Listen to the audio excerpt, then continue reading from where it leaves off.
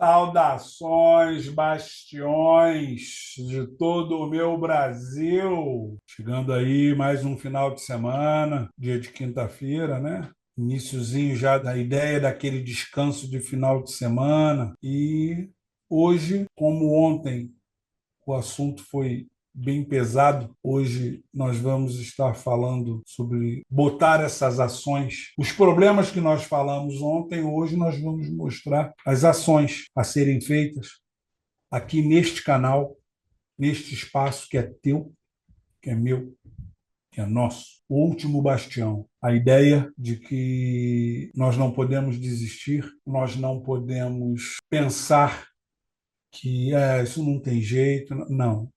A gente tem que, como foi dito ontem, o maior detentor de cartas patentes, né?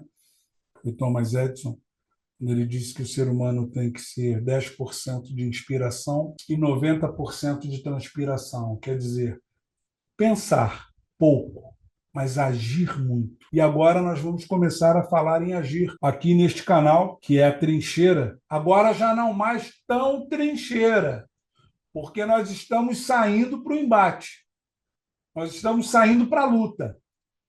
Nós já estamos começando aquele conceito que já foi dito do grupo de WhatsApp. Vamos começar pequenos. Por meio de grupos de WhatsApp, nós vamos conquistar um espaço para conseguirmos alcançar o nosso bem maior. Aqui quem fala é Arnaldo Vergueiro, este louco, consciente e bastante esperançoso por um amanhã melhor para todos nós, as nossas crianças, os nossos idosos, respeitando a moralidade, a família, a sociedade, a pátria, mas um respeito amplo, não é um respeito que seja tendencioso ou seja voltado a um lado ou a outro. Não. Se eu precisar ter algum pensamento que interpretem como de esquerda para eu fazer o bem da sociedade, bom, mas saibam que eu sou um cara de direita. Eu sou um cara que eu respeito os princípios da direita. Eu me identifico com isso. Mas isso também não impede que, em alguns momentos, a gente tem que fazer concessões. E é uma coisa que eu entendo. Se tiver um projeto que seja para bem da sociedade e esse projeto seja iniciado pela esquerda e é algo que a sociedade quer, eu vou votar contra só por uma questão ideológica? Não, não tem condição. Nós temos que pensar num bem maior. É uma das coisas que eu vejo, os políticos têm que apresentar isso para a gente. É o fato deles precisarem se despir dos pensamentos, dos achismos deles para defender o que nós queremos. E o último bastião é exatamente isso. É o portal onde nós temos voz. E um dia nós teremos vozes. Porque a coisa está crescendo, gente. Apesar de pouquíssimo tempo, eu estou percebendo que o nosso canal está tendo uma aceitação, ele está tendo um engajamento. E uma coisa, a coisa está bem homogênea. Tem muita gente que, no caso, é de direita, centro-direita, mas tem a galera da esquerda, centro-esquerda ali e tal, que está disposta a conversar. O importante é estar disposto ao diálogo, porque sem o diálogo vai virar essa palhaçada que nós estamos vendo, o nosso Congresso Nacional ser representado por pessoas que gritam, que se agridem, não só moralmente, mas como fisicamente, é uma coisa que eu falo. Aqui vai ter espaço até para o hater entrar, sentar e escutar. Mas na hora que ele se manifestar de maneira descortês ou que não seja educada e ofender alguém, a gente só vai banir. Não tem que brigar. Isola ele, bota ele sentadinho lá no cantinho do pensamento. Quando ele desenvolver a ideia de que aquilo ali não é realmente, quando ele amadurecer um pouco e ele estiver disposto a conversar, aí a gente senta e bate um papo. Está aberto à negociação, gente. Tem que conversar. E hoje nós vamos começar a falar sobre as coisas que precisam ser feitas, aquilo que precisa ser posicionado nos bastiões que vão nos representar. A primeira pergunta que eu vejo aí é o seguinte: Tá bom, como é que a gente vai combater a corrupção e garantir a transparência do que realmente está acontecendo? Bom, primeiramente, com a mudança do nosso Congresso Nacional, porque uma coisa eu posso garantir para vocês: só existe poder executivo corrupto se o legislativo permitir, porque é o legislativo quem fiscaliza essa situação. E aí nós precisamos fortalecer algumas instituições. Eu vou usar como exemplo aqui o governo federal, mas entendam a mesma coisa com via reflexa. O que eu falar aqui para a União, entendam para os estados, entendam para os municípios. Nós precisamos gerar força e autonomia para, no caso, a CGU, que é a Controladoria Geral da União. Esse órgão ele precisa ser muito, mas muito bem posicionado para que a gente possa combater a corrupção. Eu vou usar, no caso, o exemplo do Tribunal de Contas, é outro órgão, o Tribunal de Contas da União. O Tribunal de Contas da União ele é um órgão que ele faz parte do Poder Legislativo. Ele é um órgão consultivo do Poder Legislativo, tanto que, quando inicia-se o ano legislativo, 60 dias depois, o chefe do Executivo ele pega o orçamento, né, tal, tudo que ele vai fazer, e ele pega e entrega isso na mão do presidente, no caso do Congresso Nacional, no caso estadual das assembleias estaduais e, no caso municipal, das câmaras. E esse presidente, no caso do órgão legislativo, ele recebe essas contas que foram feitas pelo executivo e ele dá na mão do presidente do Tribunal de Contas. No caso, está falando da instância federal, do TCU. E aí, esse TCU, que é do poder legislativo, mas ele é independente, ele é um órgão consultivo, ele vai avaliar essas contas. Então, este órgão precisa de muita independência. O problema é que quem é que nomeia os ministros do Tribunal de Contas da União? É o presidente da República. É ele quem indica. Então, eu indico o cara que depois vai me fiscalizar e faz parte de um outro poder. E daí começa o jogo de interesse. Aqui no Rio de Janeiro, tem inúmeras fraudes envolvendo o Tribunal de Contas do Estado do Rio de Janeiro. Meu pai foi auditor fiscal da Receita, um cara extremamente sério, extremamente honesto, e certa vez ele foi convidado para ir para o Tribunal de Contas. E eu cheguei para ele e perguntei: e aí, você vai aceitar? Aí ele olhou e falou: não, por dois motivos. Primeiro, porque eu vou chegar lá e não vou conseguir resolver nada sozinho. E segundo, só estão querendo me tirar de onde eu estou. Saca aquele papo da demissão para cima? Meu pai era concursado, não poderiam tirá-lo, né? Meu pai protagonizou alguns embates assim pesadíssimos em relação a entendimento, somente da área tributária. Muito do que me foi inspirado para o ramo da advocacia e me tornar um especialista em direito tributário veio do meu pai. Mas, como estava falando, os tribunais de contas, eles têm que analisar isso. E aí, no mesmo nível, no mesmo patamar, vêm os ministérios públicos. E, no caso aqui, nós estamos falando do Ministério Público da União. Tanto que, se as pessoas observarem, na Constituição diz assim: diz que serão os poderes executivo, legislativo, judiciário e Ministério Público. O Ministério Público não faz parte do Poder Judiciário. As pessoas pensam, não, o promotor é subordinado ao juiz. Negativo. O promotor de justiça, ele é o guardião da sociedade. Ele é o guardião do menor. Ele é o guardião do idoso. Qualquer processo que envolver um menor, um idoso, vai ter um membro do Ministério Público. Tanto que nós paramos para observar e, salvo melhor conduto, raramente a gente escuta falar em corrupção junto ao Ministério Público. São pessoas, não que os da CGU e do TCU não tenham, mas o Ministério Público é formado por um grande grupo de pessoas que defendem ali a legalidade. São bastiões, tá? O Ministério Público é feito de uma grande maioria de bastiões. E aí esses órgãos, eles precisam ter autonomia para trabalhar. E o que é mais interessante, essa transparência, até mesmo por conta da tecnologia, ela vem em tempo real, quase que em tempo real. As coisas vão acontecendo e nós vamos municiando os órgãos e as coisas vão se comunicando, essas redes vão se entrelaçando e as coisas começam a se tornar cada vez mais palpáveis quando nós falamos a respeito do bem público, do dinheiro público, do gasto público, esse dinheiro que é nosso e que alguns não têm hoje, né? Que deveriam ter esse respeito, esse controle, esse zelo pelo nosso dinheiro e não têm. E aí, esses órgãos, eles precisam ser protegidos para que eles possam denunciar os problemas, entendeu? Para que eles possam ter autonomia para dar suporte e informação para quem tiver a responsabilidade de punir, que também venha com isenção e punir aqueles que fazem o mau uso, né?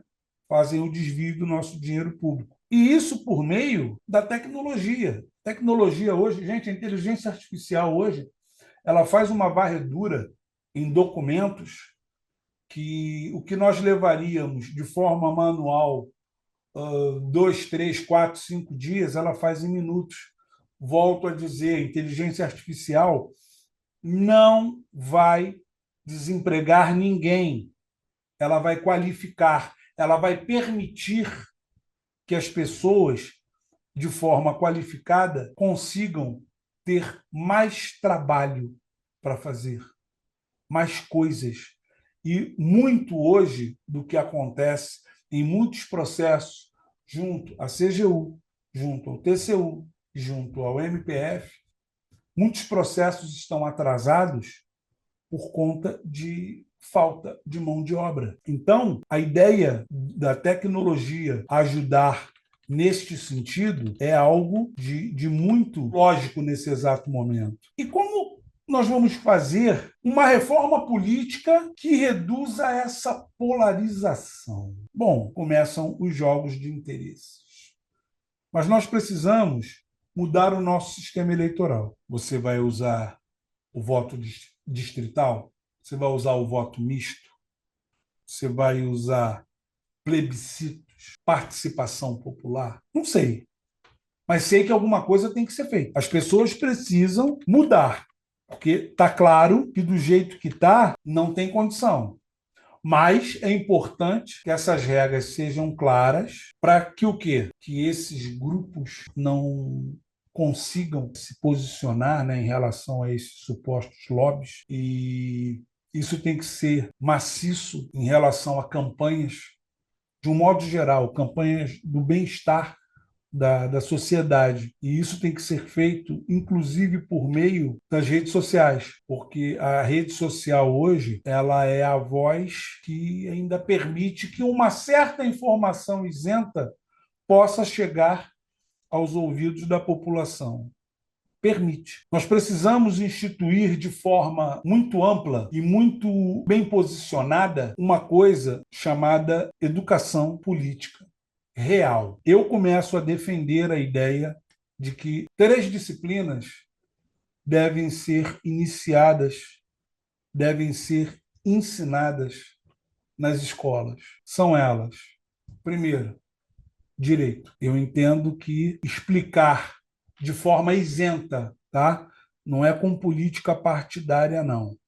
Mas de forma isenta, você ensinar o direito e ensinar a economia e ensinar a política. Mas de forma isenta. Você tem que ensinar isso com isenção.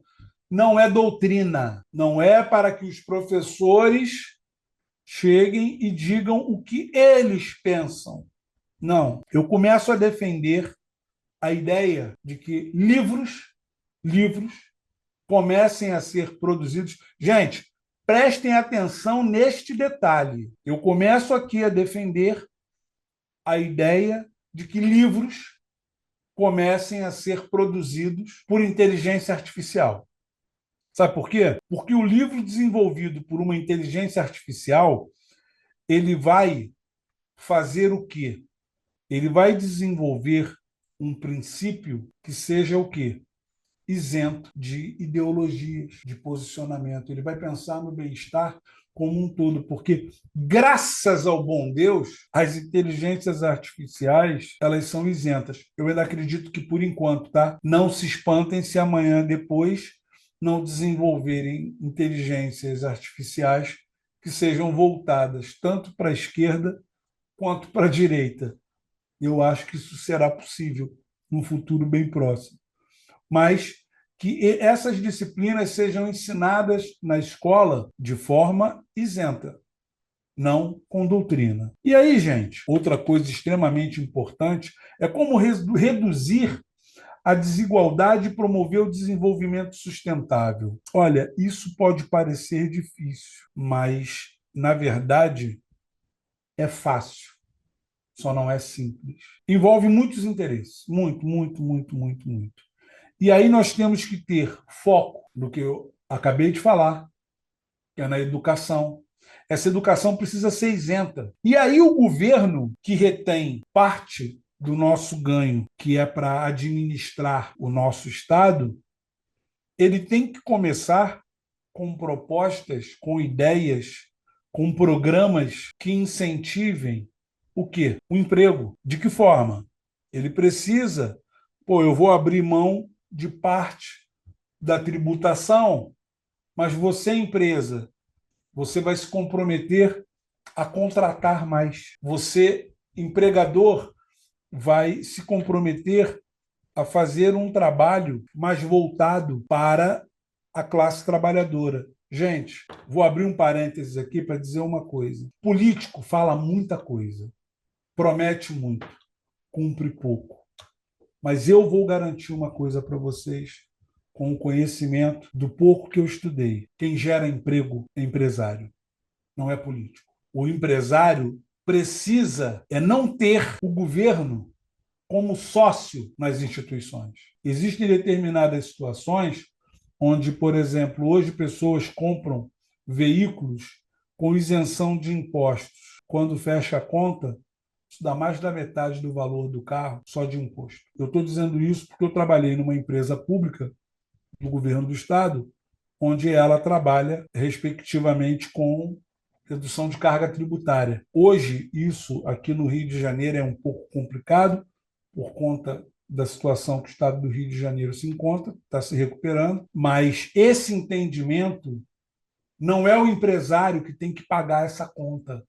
E aí, quando todo mundo pega essa conta e joga para o empresário chega e fala: beleza, é o conceito da escala 6 por 1 aí que estão discutindo. Gente, cada vez mais os empresários vão partir para o digital. E aí vai ser cada um por si e o diabo contra todos. Quem luta é uma das coisas que eu queria falar aqui e deixar bem claro. Vocês, quando escutam a maioria dos deputados que defendem essa redução de escala de trabalho, esse cara trabalha 3 dias na semana, tá? Ele trabalha 3 e fica 4 em casa. Esse é o primeiro detalhe. Segundo detalhe, se vocês estão achando que essa redução da escala, eu vou trabalhar menos e vou ganhar a mesma coisa. Não, porque inclusive o patrão vai ter que contratar mais. Está disposto a encarar mais concorrência? Porque nesse exato momento, num momento de crise em que nós nos encontramos, é possível que o patrão faça cortes e a sua cabeça pode estar a prêmio nesse momento. Não esquece do conceito da transpiração, gente. Entregar mais do que o que nós precisamos nos comprometer. Esse é um princípio que nós precisamos ter.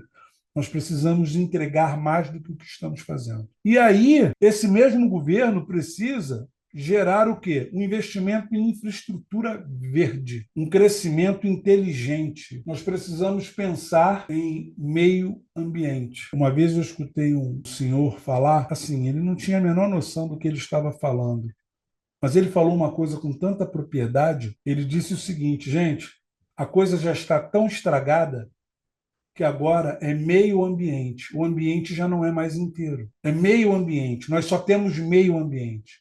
Ele falou assim por falta de conhecimento, mas é uma coisa que é verdadeira. Gente, se nós não lutarmos pelo nosso meio ambiente agora, é o que eu já falei anteriormente sobre doenças como o câncer e como a diabetes, são doenças silenciosas e que elas vão fazendo com que a gente perca este controle. E neste caso, são doenças silenciosas assim, quando você vê igual furacão. Quando você vê o estrago depois que ela vai embora, é coisa absurda. E como garantir educação, saúde de qualidade? Vocês param para observar hoje, e ela tem que ser de qualidade e acessível. A gente para observar hoje a indústria dos planos de saúde. E planos de saúde estes que hoje, quando eles percebem que a maré não está boa para eles pegam um determinado grupo e diz, ó, estou cortando o plano de vocês. E aí quem tiver condição que judicialmente ingresse com ações para que possam garantir aquilo que eles têm obrigação de entregar para nós consumidores. Só que hoje as pessoas têm como consciência de que precisamos de educação e saúde de qualidade? Sim, nós temos essa consciência. Tanto que a gente vai comprar. Só que, a primeiro plano, era o Estado que deveria nos dar isso. Tem países da Europa que o plano de saúde lá não vai render, porque a saúde é de primeiro mundo. São locais onde as pessoas elas têm um custo de vida um pouco mais alto, mas elas não se preocupam com a saúde, porque a saúde pública, Portugal é um desses países, a saúde pública funciona. E a educação também. A educação pública ela precisa ser muito isenta. Volto a dizer, projetos onde a inteligência artificial desenvolva livros para que isso seja uma coisa isenta de posicionamento político, principalmente político radical, que é o cara que não tem condição de conversar. A gente não vai brigar, a gente só vai deixar ele de lado, pô, beleza. E aí precisa de investimento, precisa de gestão técnica. É exatamente isso que eu estou falando. Não pode ter essa inclusão político-partidária, mas precisamos ter uma das coisas mais importantes, que é o uso da tecnologia aliado ao quê? A valorização desse profissional. No Japão, quando o imperador passa, todos se levantam em sinal de respeito, menos os professores, porque até mesmo um imperador, um dia, ele precisou de um professor. Então, assim, a valorização deste profissional é tudo. Eu tive um professor na faculdade de Direito que ele falou o seguinte, ele disse que aqui no Brasil, quem estuda direito, né, estuda para ser juiz e se não conseguir ser juiz, vai ser professor. Esse meu mestre disse que ele teve na faculdade de Coimbra quando ele estava cursando o doutorado dele. E ele disse que lá é justamente o contrário. Eles estudam para ser professores. Quem não consegue, aí vai ser juiz. E vou dizer uma coisa: pelo quadro de juízes de tribunais superiores que nós estamos tendo no momento, olha, só nos restam os professores. Então, a ideia de que esse profissional ele seja muito bem preparado, qualificado e remunerado. Gente, eu tenho pelo menos 4 graduações, eu tenho algumas pós-graduações, eu posso hoje ser credenciado para ter voz ativa em relação a algumas entidades de classe, mas eu só consegui isso porque eu tive professores. E os que eu tive foram de universidade paga, universidade particular, foram os melhores. Então, isso tem que existir no público. Nós precisamos melhorar o nível do conhecimento técnico e do aprendizado das pessoas. Só que esse é o problema. A quem isso interessa? Isso interessa para os governantes que a população seja inteligente? Interessa para o governante que você tenha ali liberdade de raciocínio? Comenta aqui embaixo. O que você acha? Você acha que o governante quer que você tenha voz ativa? Como já teve chefe de poder executivo aí dizendo que quem ganha acima de 4, 5 mil reais por mês, não vota mais nele. E aí, gente, é quando a gente chama para um diálogo, por conta de uma coisa muito simples. Se um partido que luta pelo proletariado, que luta ali pela classe mais necessitada está no governo há tanto tempo. Aí vão dizer, ah, não, mas teve um cara do outro lado. Tudo bem, mas veio de tanto tempo. Foram 16 anos de uma visão e não resolveu nada. Agora, pega para ver a declaração de imposto de renda dessas pessoas. Pega a declaração de forma isenta, gente. Não estou aqui tacando pedra em ninguém, não. Mas faz o seguinte, quando essas pessoas elas vão concorrer a cargos públicos, olha lá a declaração de bens que essas pessoas apresentam. Vê se de perto é algo compatível com aquelas pessoas que eles dizem defender. Não vem me tacar pedra, não. Eu vou começar a fazer esses levantamentos e deixar disponível. Olha aqui, ó, o deputado fulano de tal, que é da esquerda, olha aqui a declaração de imposto de renda dele. Aí, a propósito, esse cara que diz que vai lutar por você e nada muda, tanto de esquerda, de extrema esquerda ou de extrema direita, todo mês é 44 mil. Fora todos os penduricalhos que ele tem como direitos. E essa gestão ela precisa ser baseada em resultados, não em ideologia. Eu vou ser bem sincero, se um dia, não é meu projeto, eu falo isso o tempo todo, gente, não é demagogia, não é ironia, não é absolutamente nada em relação a isso, eu já expliquei isso diversas vezes. Mas se eu fosse um cara que fosse ou for candidato, porque também tem uma coisa, se um dia eu tiver que ser candidato, são vocês que vão ter que me convencer a isso. Não sou eu, não.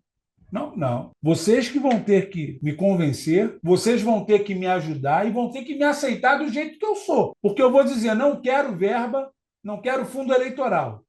Quem trabalhar comigo vai ter que trabalhar comigo por ideologia. E também não vem com esse papo de barganhar cargo depois, porque eu não vou fazer isso. O meu gabinete será um gabinete, seria ou será, não sei, um gabinete técnico. Eu defendo a meritocracia.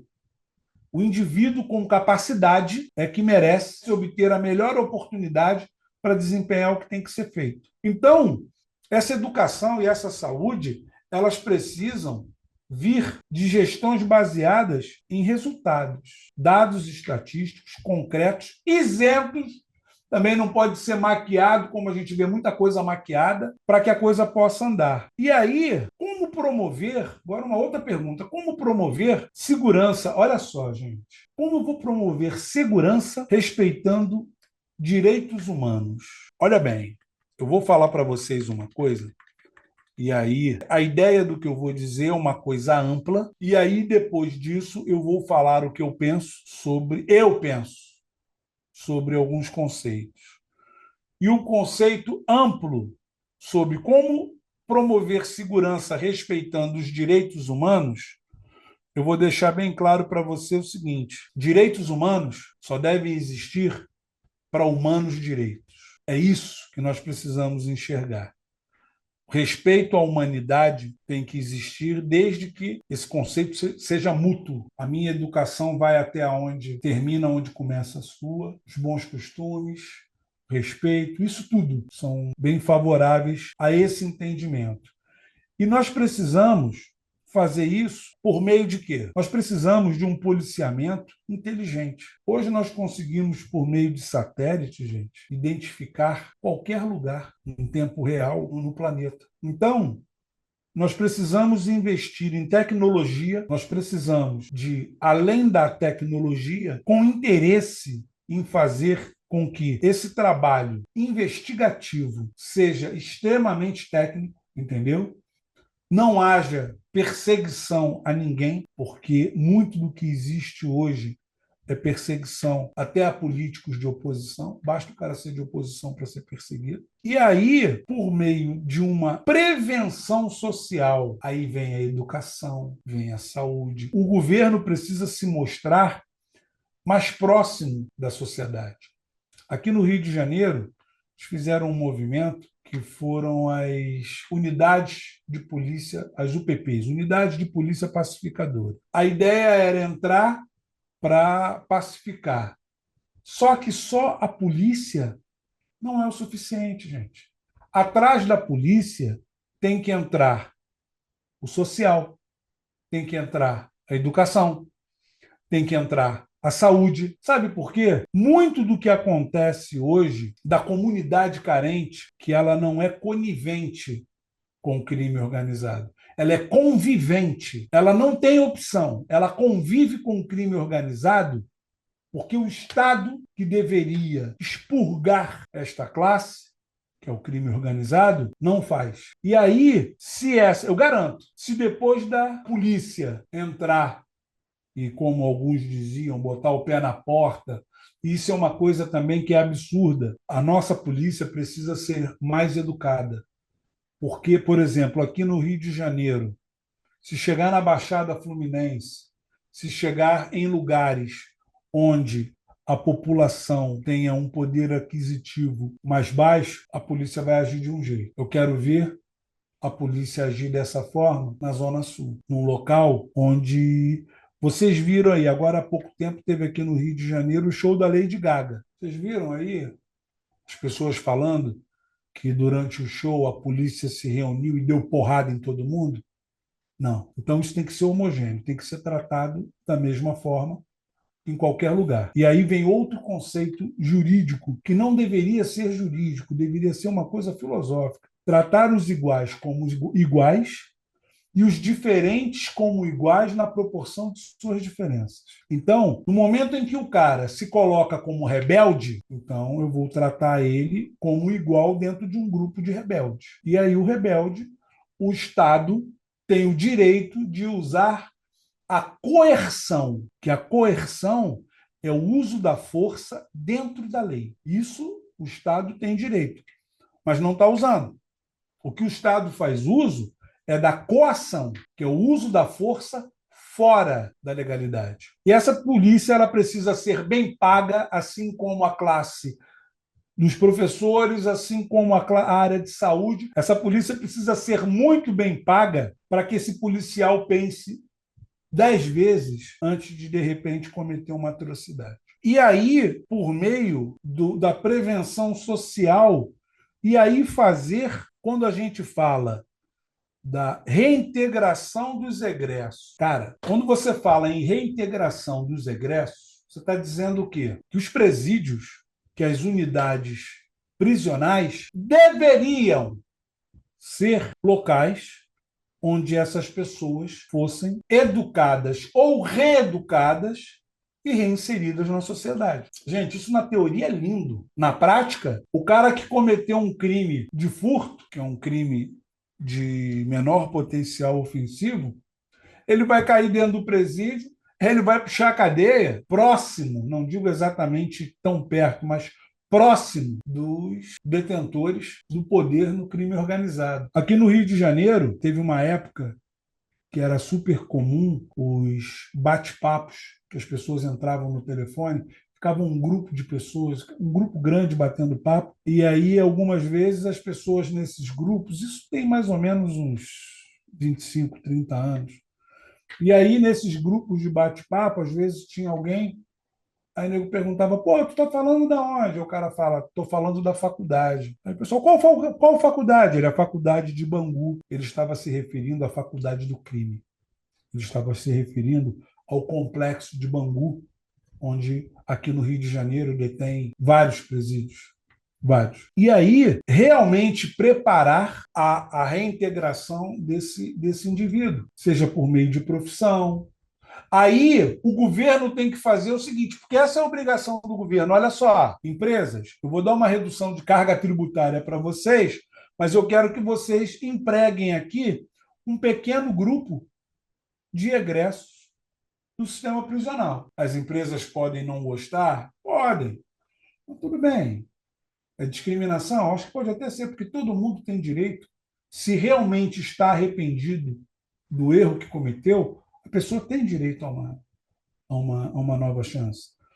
A gente observa isso nos países onde, principalmente nos Estados Unidos, né?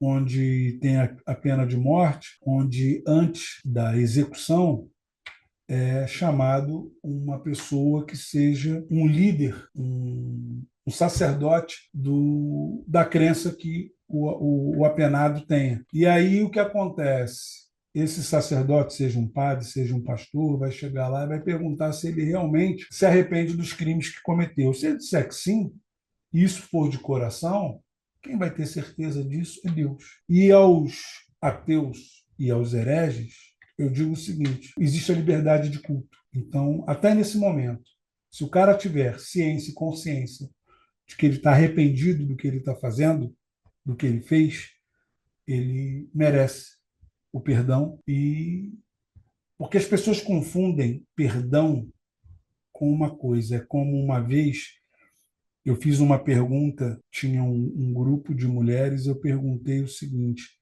perdoar a traição de um marido é difícil? E todas disseram: não, isso é impossível. Aí eu olhei e falei: gente, perdoar é muito simples. Até mesmo para você tirar esse sentimento ruim, esse pensamento rancoroso de dentro de você. O difícil é você confiar novamente. Agora, perdoar, você vai perdoar até para você chegar e esquecer que essa pessoa existe. Tá bom, eu estou te perdoando. Ah, tá, então continua tudo numa boa? Não, eu não quero mais conviver com você. Você me perdoa? Perdoa. Mas fica longe de mim. E aí, quando nós tivermos a consciência de que nós estamos tendo condições de tratar aqueles que cometeram crimes e foram apenados, nós temos que tratá-los com justiça. Quando nós tivermos essa condição, nós vamos poder dizer o seguinte: olha, nós temos hoje condições de tratar a nossa população carcerária com respeito. E também o fim da impunidade com uma justiça com mais rigor. E aí, esse conceito recai, mais uma vez, sobre os ombros do Poder Legislativo. Por quê? Porque o Judiciário só julga com as regras que o Legislativo determinou. E aí? Como é que fica isso? O Legislativo ele não vai desenvolver uma lei rigorosa, digamos assim, que possa, amanhã depois, pegar alguém da família dele ou até mesmo a ele próprio. É o que nós chamaríamos aqui no Rio de Janeiro como gíria, né? Pô, o cara não vai dar um tiro no pé, mas eu entendo. E assim, vou falar mais uma vez sobre uma outra coisa, que é o desenvolvimento. Primeiro, eu já falei sobre o desenvolvimento de livros por meio de inteligência artificial. E aí eu começo também a falar sobre o desenvolvimento de leis que façam uso, que sejam desenvolvidas por meio do uso de uma inteligência artificial. Sabe por quê? Porque a inteligência artificial ela é isenta. Eu já falei sobre isso, pelo menos por enquanto. E aí fica mais fácil da gente, depois daquilo pronto, a gente olhar como um todo e ver se aquilo ali realmente está compondo com o que realmente se comprometa a ser. Uma outra coisa é como impulsionar a economia e gerar conceitos de inovação. Gente, mais uma vez, nós voltamos naquilo que cabe aos nossos governantes. Uma reforma tributária com uma redução dessa carga de impostos, ela vai permitir que o empresário ele consiga trabalhar mais, melhor, ele consiga empregar mais. Eu já falei sobre isso. Trabalhei numa empresa pública onde essa empresa trabalhava com redução de carga tributária para empresas por meio de leis estaduais. Eu trabalhei na CODIN, a Companhia de Desenvolvimento Industrial do Estado do Rio de Janeiro. E aí, quando uma empresa, eu vi isso em algumas situações, uma empresa que ela fazia jus ao benefício fiscal, ela ia participar de uma concorrência pública, ela já entrava com uma carga tributária absurdamente menor. E aí, mais adiante, eu vou falar sobre isso, sobre o mercado de licitações, gente.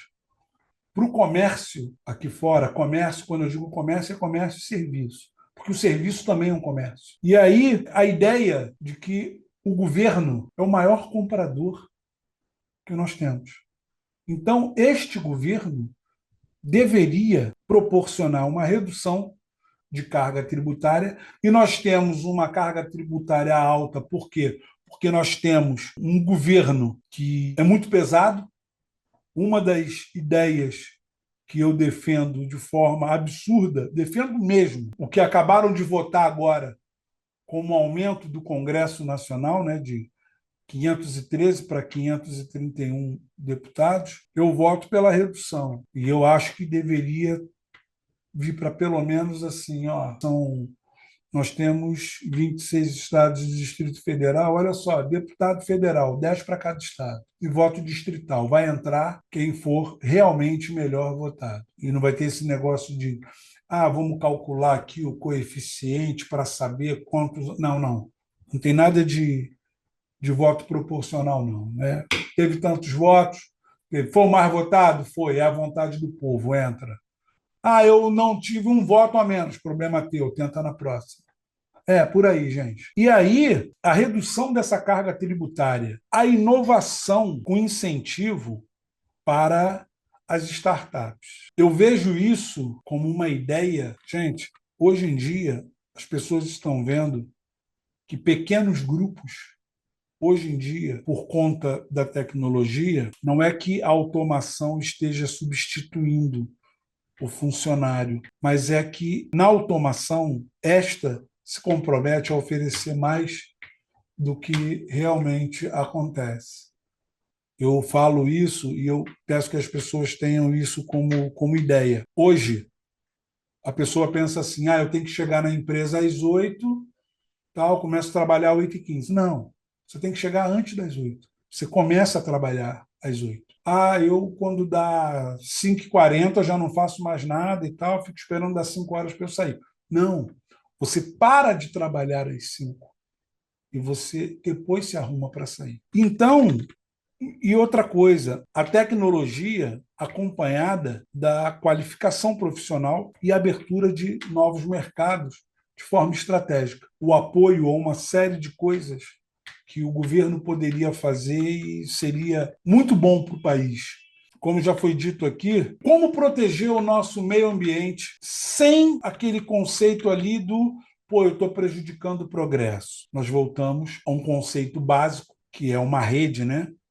Que é a fiscalização. Uma fiscalização séria, com incentivos e práticas sustentáveis. Uma das coisas que existem somente no direito ambiental, as multas, as punições são altíssimas. Só que isso tem que ser levado e muito a sério, entendeu? A regularização fundiária e o combate de desmatamento. Isso aí, gente, é uma coisa que nós temos que usar cada vez mais a tecnologia por meio de satélites, para que isso possa, até por meio, mais uma vez, a inteligência artificial ser utilizada para fazer o quê? Para fazer a fiscalização de focos de incêndio. Isso tudo, gente, é o que eu falo desde o início. É um banco de ideias. Nós, Bastiões, precisamos formar um banco de ideias. Tá, a inteligência artificial é capaz de fazer isso? Sim, basta que se queira que ela faça. E uma educação ambiental desde o início. E isso ser visto como um conceito do estímulo da economia verde. Gente, eu agora vou ser obrigado a dizer uma coisa que as pessoas podem não gostar do que eu vou dizer, podem falar, eu não concordo, eu não aceito. Eu respeito, não brigo, não discuto, mas eu vou dizer uma coisa encarecida para vocês. As pessoas acham que tudo é legislação. Não, porque a lei, a lei, a lei, a lei. Gente, não existe Ministério do Direito, não existe Ministério da Contabilidade, Ministério da Psicologia, não existe. Mas existe o Ministério da Economia. O que manda no país é a economia. E a política, ela sempre usa como leme interesses econômicos para justificar as atrocidades que ela vem fazendo aqui no nosso país. Então, o que manda no país é a economia. Se alguém chegar e me perguntar qual foi o curso mais difícil que você fez até hoje, apesar do curso de direito ter sido mais longo, eu vou dizer que o de economia foi o mais difícil. Se alguém chegar para mim e perguntar se você tiver que fazer 2 cursos de direito ou um curso de economia novamente, qual que você faria? Eu digo, eu faria 2 de direito. É mesmo porque eu tenho assim um carinho muito grande e as matérias de direito são matérias do dia a dia. Por que as pessoas gostam, principalmente na área do direito, gostam muito de direito penal? Porque o direito penal você vê no jornal toda hora. Agora, economia é uma coisa chata de se conversar. Eu vou começar a falar sobre economia, vocês podem ter certeza. Eu vou começar a falar sobre riqueza, uma série de conceitos, com o intuito de ajudar a população. Isso é verdade. Tá? Porque eu sou pós-graduado, eu sou formado também em economia, pós-graduado em educação financeira.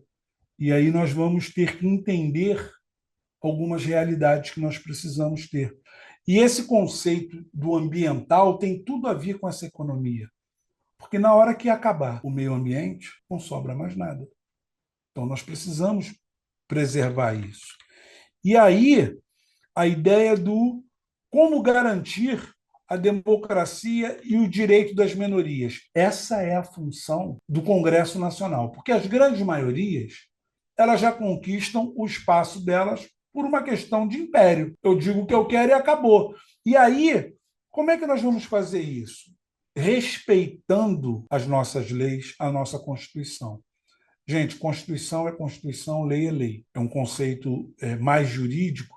Ah, porque a Constituição é uma lei. Não, Constituição é Carta Magna, ela está acima disso tudo. As leis, elas são infraconstitucionais.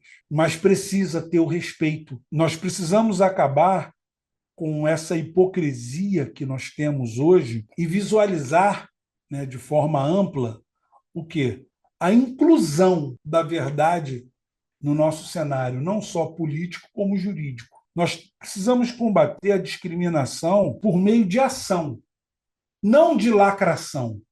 Esse negócio do tá vendo aqui, o político vai, tá vendo aqui, estão fazendo isso, isso, isso, eu estou aqui fazendo um vídeo, compartilhe, curta, comente. Ele é político, ele está ali fazendo aquilo ali. Uma das coisas que eu acho um absurdo no meio político é a ideia de verba para a área de comunicação. Cara, verba de propaganda para o governo. Propaganda para o governo é trabalho, rapaz. O cara chegou lá, desempenhou, olha só, o dinheiro que eu ia gastar com divulgação do que eu tenho que fazer, eu vou gastar com o que eu tenho que fazer. E vocês que vejam aí, eu tenho, olha só, princípios da administração pública vão envolver ali publicidade. Mas eu não tenho que sair propagando isso, não. Só das pessoas estarem vendo e elas mesmas, a própria população é quem tem que propagar isso. Não é o governo que tem que pagar para alguém para divulgar as benfeitorias. Pô, pelo amor de Deus, gente. E incentivar a representatividade com mérito e equidade. Olha nós aqui, ó. Olha os bastiões. Quando a gente está falando ali de mérito, é para você colocar aquele que melhor possa fazer isso. Gente, é possível que dentro de um grupo surjam 2, 3 pessoas, 4 pessoas com interesse em servir. Aguarde um momento, certo? De repente, um vai estar mais qualificado naquele momento para desempenhar aquela função pública do que o outro. Mas isso tudo tem que ser resolvido por meio de um consenso. E aí vem alguns dados que nós temos que ver como próprios. Um deles é combater a violência contra a mulher e garantir a igualdade de gênero. Gente, eu vou falar uma coisa aqui que eu sei que é polêmico. Se alguém chegar e falar assim, hoje existem outras vertentes de pensamento sobre a sexualidade? Existem. Só que eu acho que nós precisamos chegar no meio termo. Eu penso o seguinte: o transexual ele quer usar um banheiro que não é oriundo daquele sexo que ele tem como nascença. Beleza. Vou dar um exemplo clássico. A mulher trans ela quer usar um banheiro, ela não quer usar o banheiro masculino. Eu acho que ela tem o direito a não usar o banheiro masculino. Ela não tem o direito de querer o banheiro feminino. No banheiro feminino, eu quero que uma menina de 5, 6 anos ela saia desse banheiro e ela não veja uma mulher trans ajeitando a sua roupa. Eu não quero isso. Mas eu entendo que essa mulher trans tenha o direito de não ficar mais no banheiro dos homens. Então, nem um lado nem o outro. Cria-se um outro banheiro onde essa pessoa trans vai poder fazer suas necessidades. É aquele conceito de tratar os iguais como iguais e os diferentes na igualdade de suas proporções. Então, você é uma pessoa diferente? Então, esse diferente eu vou tratar como igual junto aos outros diferentes que sejam iguais. É só isso. Não precisa, não pode chegar e falar, não, eu vou estar como uma mulher trans dentro do banheiro onde tem uma menina de 5 anos de idade. Banheiro onde a minha afilhada está, onde a minha afilhada estiver, não vai. Porque eu entendo que esta pessoa ela precise ser respeitada. Ela tem o direito de ter um banheiro próprio para ela. Ela não pode invadir o espaço daquela mulher que biologicamente nasceu mulher. Porque essa mulher tem o direito a não querer dividir o espaço com uma mulher trans. Concorda? Ela também tem esse direito. E aí, o respeito a essas minorias, por meio de, pô, mas isso vai gerar trabalho, vai ter que fazer mais banheiro. Estou dando esse exemplo como um caso. Sim, vai ter que fazer mais. Por quê? Porque a sociedade está mudando a sua forma de pensar. É isso que vai acontecer.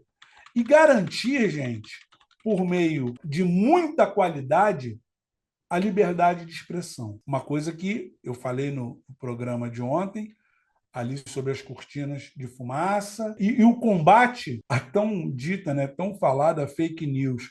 Gente, eu penso o seguinte, na minha maneira de ver, eu vejo às vezes, somente esses influencers, né? Eles vão para a internet, eles discutem, eles batem boca. Gente, não faz nada disso, não. O cara foi lá, te ofendeu. Quais são os crimes contra a honra? Difamação, calúnia e injúria. Te difamou? Não fala nada. Só vai lá e processa. Ah, só vai lá e processa. Caluniou? Vai lá e processa. Injuriou? Vai lá e processa. Fala nada. Não pega isso, não leva para a mídia. Ó, tá vendo? Estou processando. Não, não, não, não. Deixa que ele veja o que você está fazendo sem discutir. Não precisa levantar, ofender, agredir. Não. Se me ofenderem, pego os dados, sei onde pesquisar, vou pegar os dados da pessoa. Ah, vai estar chegando a intimação. Quando chegar a intimação, nem que seja para uma retratação, para amanhã depois eu falar aqui, ó, tá vendo aqui, ó? Fulano falou mal de mim, e o Poder Judiciário, que é a quem cabe buscar essa justa retratação, foi lá e fez com que Fulano de Tal fosse obrigado a se retratar do que falou a meu respeito de forma injusta. Então, essa liberdade de imprensa, ela precisa ter e hoje em dia nós estamos vivendo isso por meio de uma censura disfarçada. Nós precisamos ter conceitos de educação, né?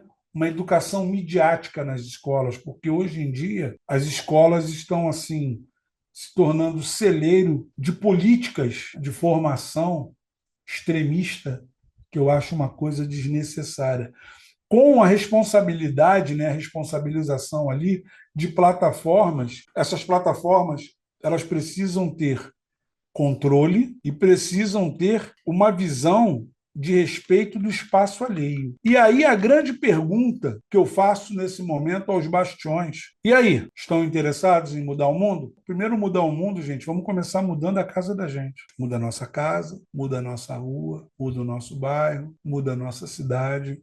Vamos fazendo isso. É um trabalho homeopático? Sim, mas temos que fazer. Mas não podemos deixar para amanhã. E aí é quando eu sempre digo: crie grupos de WhatsApp, incluam meu telefone nestes grupos. Meu telefone é 21 Rio de Janeiro, 976 999 387. Está aqui embaixo. 21 976 999 387. Gente, isso é primordial, porque tem uma coisa que eu escutei uma vez de uma pessoa e essa pessoa, ela conquistou. Foi até meu voto quando eu votei num candidato de um determinado amigo. Esse amigo chegou para mim, ele me mostrou o histórico do candidato e no final ele falou assim: gente, quem é de verdade não é de mentira. Ou quem é de mentira não é de verdade. Pode parecer uma brincadeira, uma coisa assim meio sem lógica, mas é o cenário que nós estamos vivendo hoje. A ideia de nós termos pessoas que estão nos representando, que enquanto nós somos de verdade, eles são de mentira. E aí, bastiões, vamos arregaçar nossas mangas, vamos para o triplo C, curte, comenta, compartilha, bota esses vídeos em grupos de WhatsApp, grupos de Telegram, me chamem, me chamem. Ah, Arnaldo, você vai ter tempo para responder? Dou meu jeito, dou meu jeito. E posso garantir, não é a inteligência artificial que vai responder, não, sou eu. Apesar de eu ser especialista na área, não é a inteligência artificial que vai responder, não. Sou eu mesmo. Nós temos que analisar o seguinte: sim, se forem mais do que só um discurso, as pessoas começam a se mostrar como verdadeiras.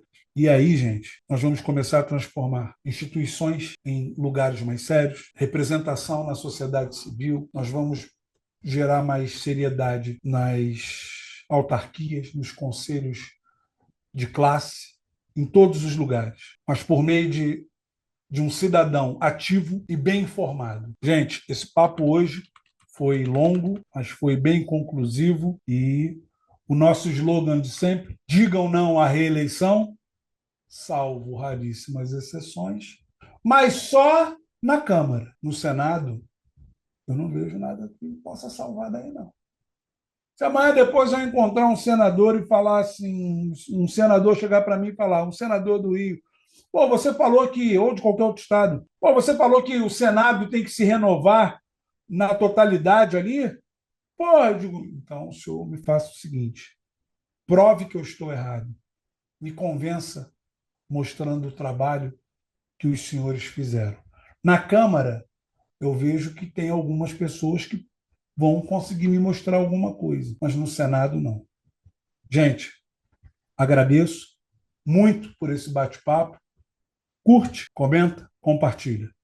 Estamos juntos. Um beijo. Até amanhã. Amanhã é sexta-feira, hein? Aprecie com moderação. Forte abraço, gente. Tchau, tchau.